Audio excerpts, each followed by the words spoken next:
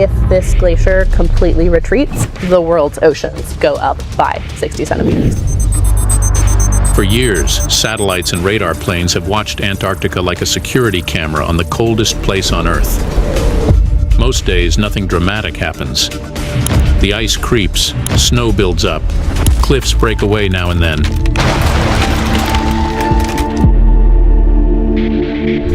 Then, buried deep in the data from one glacier, something changed. Where solid ice was supposed to be, a massive hollow structure appeared, tall as a skyscraper and wide enough to swallow a city neighborhood. And whatever is moving inside it has scientists genuinely worried. The giant hole under Antarctica's Doomsday Glacier. On a cold day in early 2019, a group of scientists sat in front of a screen at a research center in California and watched their maps of Antarctica update.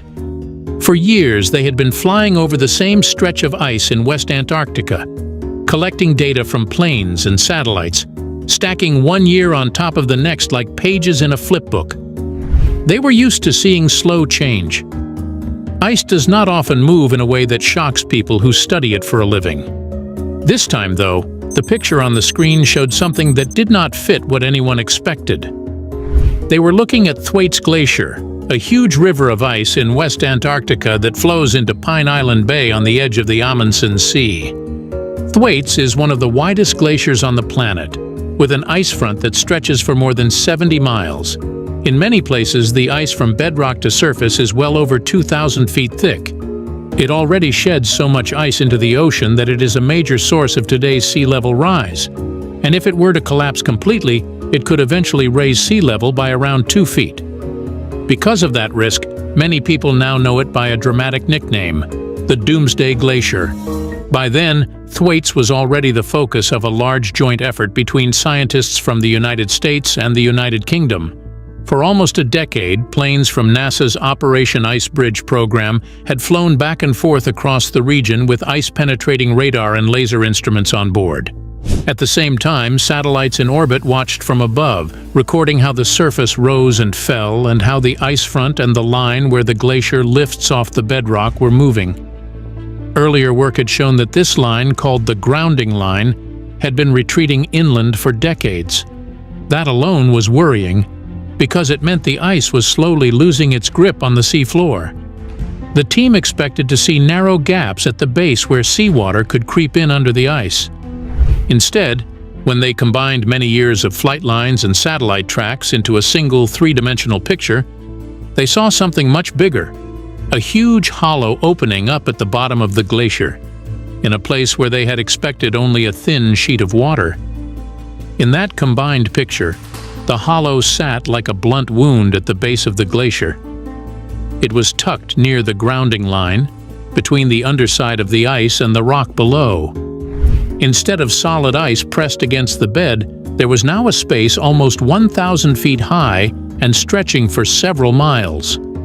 When the scientists worked out how wide it was, they found that its footprint covered about 2/3 of the area of Manhattan. When they then used the change in surface height and the radar echoes to estimate how much ice had gone missing, they arrived at an amount of roughly 14 billion tons, most of it lost over only about 3 years. That's the kind of mass you'd expect to notice if it broke off as one giant iceberg. Instead, it simply melted away out of sight. For people who work on glaciers, that result felt like looking at an X-ray of a bone and finding a large hollow where the solid part should be. Some space between ice and rock was expected. What nobody had counted on was a hole that big, that deep, and that young. The size of the cavity showed that the glacier had been melting from below at a rate that did not match the slow, even loss built into many older computer models. The fact that most of the hollow had formed in just a few years meant the change was not some distant past event. It was a live process that was still happening. At the depth where the base of Thwaites sits, that much melt over only a few years points to a powerful new supply of heat and water at the ice base. That raised an obvious question. How could so much ice disappear from a place that never sees sunlight and that lies under more than 1,000 feet of ice? The answer is in the shape of the rock under the glacier and in the kind of seawater that reaches it. The bedrock beneath Thwaites does not rise gently toward the ocean like a beach. Instead, it slopes downward as you move inland, forming a deep trough that opens toward the sea. That shape acts like a ramp that invites seawater to creep farther under the ice. Once water finds its way into that trough, gravity helps pull it inland, and the base of the glacier ends up in contact with the ocean over a wide area. The water that flows into that trough is also not just any seawater. It is part of a deep ocean layer that is slightly warmer and saltier than the surface water nearby. It moves along paths set by currents and the shape of the seafloor. Detailed sonar maps of the seafloor in front of Thwaites show deep channels that cut back toward the grounding line. Warm, deep water can travel through those channels, rise up against the base of the ice, and start melting it from below. When that warmer water enters a low pocket like the one under Thwaites, it gives up some of its heat to the ice, cools slightly, and then moves on, replaced by more warm water coming in behind it. The cavity sits right where these processes are most destructive, at the hinge point where the ice stops being anchored to rock and starts floating. At the grounding line, the ice is thin enough that seawater can start to lift it, but still thick enough that it holds back the inland ice like a brace. Melting in that zone matters more than melting at the surface or at the very front, because it weakens the base that props up everything behind it. As the cavity grew, it created more space for warm water to swirl around. The larger that space became, the more of the ice base was exposed. In simple terms, every bit of melt made it easier for the next bit of melt to happen. Later work in the same region backed up this picture with direct measurements from the ocean itself.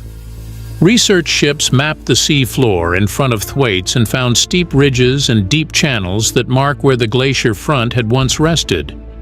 Those ridges show how far the grounding line has jumped inland since the late 1990s. Instruments lowered into the water recorded temperature and currents, and confirmed that warm, deep water was already reaching close to the grounding zone, riding through the same channels that the maps had revealed. Another breakthrough came when scientists drilled a narrow hole through hundreds of feet of ice near the grounding line and lowered a small robotic sub called IceFin into the hidden cavity below. The robot moved through the dark space between ice and ocean and sent back measurements of the water and the underside of the glacier.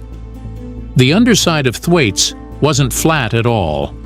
It was carved into cracks, steps, and ridges, creating narrow pathways where warm water could rush through like jets. Data from the robot showed that in some of these crevasses, the ice was melting far faster than simple models had predicted, even as other nearby areas melted more slowly. That rough, uneven base helps explain how a cavity like this could grow so quickly right where the glacier begins to float. Here, the story begins to connect to the rest of the hidden system. The meltwater carving the cavity beneath Thwaites doesn't stay put. It moves, collects, and drains through hidden lakes and channels spread beneath huge areas of the ice sheet. Farther out, it flows into the dark ocean spaces under floating ice shelves. To understand what's really happening inside these massive hollow zones beneath Antarctica, the next step is to track how that water rises, falls, and moves through the entire under-ice network. Inside Antarctica's hidden network of lakes and rivers. When most people hear lake, they think of an open blue surface and maybe a beach. A subglacial lake is the opposite of that. Subglacial just means under the ice. These lakes sit between the bottom of the ice sheet and the rock below. The water stays liquid, even in deep cold, because the ice above is heavy. The base of the ice rubs and makes a bit of heat, and the ground itself leaks heat upward from inside the planet. Over the last few decades, radar surveys and satellite data have revealed more than 600 of these lakes scattered under the Antarctic ice sheet, and modeling work suggests there could be thousands more that have not been mapped yet. Not all of these hidden lakes behave the same way. Some are like giant storage tanks that barely change. Others are active, filling and draining again and again, causing the ice above them to rise and fall.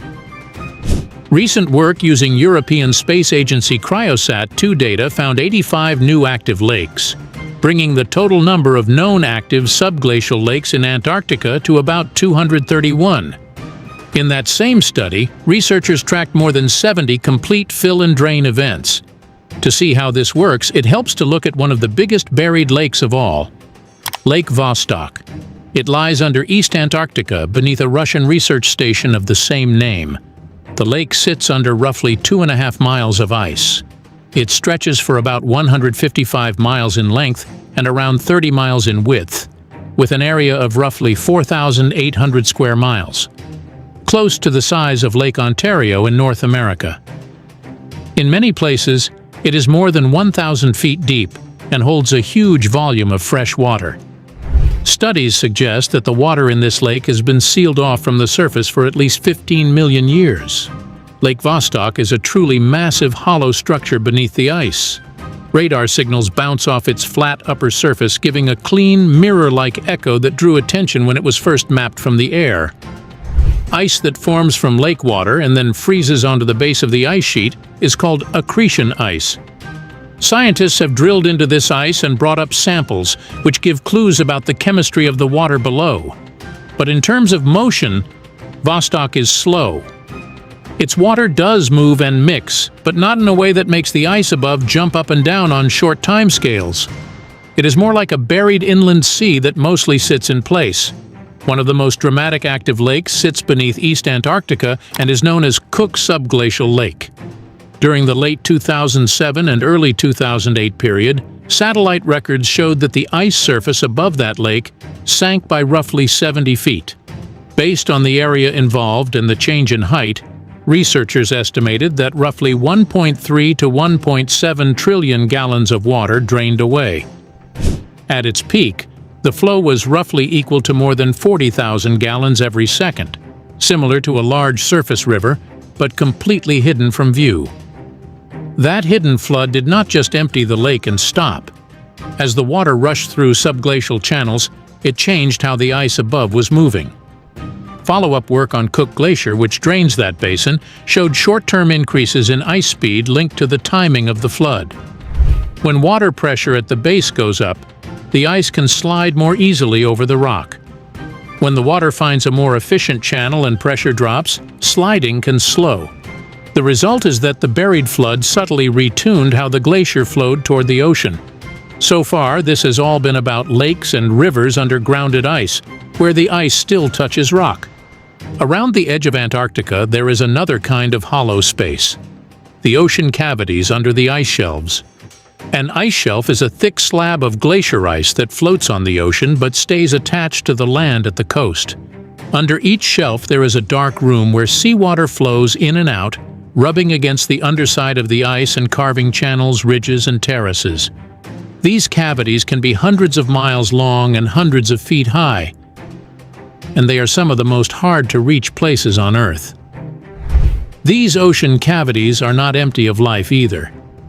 In the Ross Sea region, researchers with the Andril project drilled a hole through the ice and sent down a camera to test an under-ice robot. Instead of just ice and water, they found tiny white sea anemones hanging upside down from the underside of the sea ice, anchored into the ice itself and waving their tentacles into the water to feed. This new species, later named Edwardsiella andrili, lives its whole life clinging to the ice roof. On the other side of the continent, a British Antarctic survey team tried to collect mud from the seafloor under the Filchner-Ronne ice shelf, the second largest ice shelf in the world. Their drill hit a boulder instead of soft sediment. When they checked the video, they realized the rock was covered with sponges and other strange filter feeders, living on a seafloor that sits under nearly 3,000 feet of solid ice and total darkness. The discovery made scientists reconsider how far from open water complex life can exist under ice shelves. Even the lakes that sit under grounded ice can host life. In the early 2010s, a project called Wizard melted a clean hot water hole down through about half a mile of ice into subglacial Lake Whillans, near the base of the West Antarctic ice sheet. When they filtered the lake water and mud from the bottom and brought it back to a field lab, They found thousands of types of microbes living there. These tiny cells do not use sunlight. Instead, many of them get energy by stripping electrons from iron, sulfur, or nitrogen compounds in the water and rock. If the under-ice landscape looks like a hidden ocean of moving lakes and rivers, the next question is what powers it. The answer lies deeper than the ice and deeper than the lakes, down in the rock below. The hidden power changing Antarctica from below. Under some parts of West Antarctica, the ground under the ice is warmer than it should be. Scientists expected cold, stable rock. Instead, when they looked deep into the crust, they found signs of extra heat rising from below, right under places where the ice is already thin, fast, and full of hidden water. One of the main hot spots lies under a broad region called Marie Byrd Land, near deep valleys such as the Bentley Subglacial Trench. Seismic studies and computer models both point to a strong thermal anomaly there, not just a small warm patch. To explain that extra heat, many researchers now point to something called a mantle plume. A mantle plume is a slow rising column of hot rock that starts deep inside the planet and pushes upward toward the crust. It is not a pipe of lava blasting straight to the surface. It is more like a wide, warm upwelling that can feed volcanoes and raise temperatures over a broad area. The same basic idea helps explain other hot regions on Earth, such as the areas that feed volcanic chains like Hawaii and Yellowstone. Under West Antarctica, the pattern of the hot zone looks very similar.